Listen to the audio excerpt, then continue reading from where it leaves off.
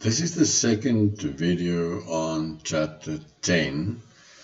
We're only doing 10.1 and 10.2 at this stage, so there should be more videos later on. But for the second semester test, this is where the important work ends. So let's look at figure 10.4. The story of this graph is the service that the consumers demand is treatment for tuberculosis. So if you look at MPB, the marginal private benefit, the demand curve for tuberculosis services from the medical industry is that curve.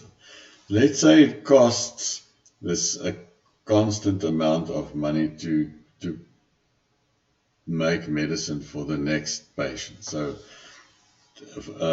it doesn't matter how many patients are treated, the extra cost, the marginal cost is the same. So the marginal cost, the horizontal curve, is then like the supply curve. So the equilibrium quantity is at E0. If the private person has to go for treatment for tuberculosis, they will only demand on the MPB curve, and they will demand Q1 and be willing to pay P0. But if the government treats tuberculosis, then there's an external benefit to society. The more people that are treated, the smaller the probability that other people will get the disease. If all the sick people, for example, are treated and they don't cough anymore and they don't spread the disease, then there's a huge benefit to society.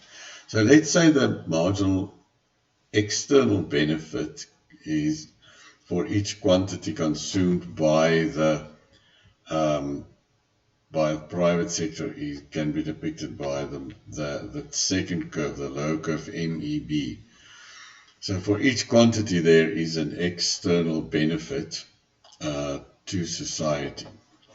And so the total benefit is the marginal social benefit, which is the sum of the private benefit and the marginal external benefit. That's the curve that we should be looking at. So if the price is P0 and the optimal demand curve is MSB, then we should try to get to E1 and produce, so Q1, quantity Q1 is the optimal quantity for society of tuberculosis treatment units in this market. So how do we get to Q1? We have to let the private person buy Q1.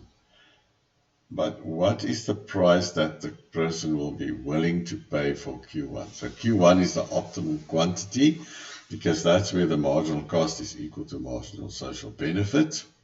So E1 is the equilibrium point.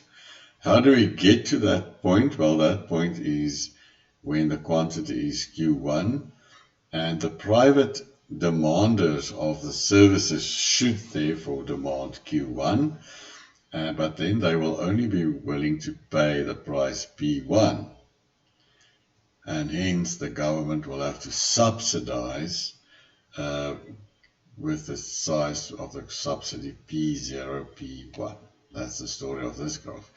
So the optimum is where the marginal cost is equal to the marginal social benefit at E1 or at Q1.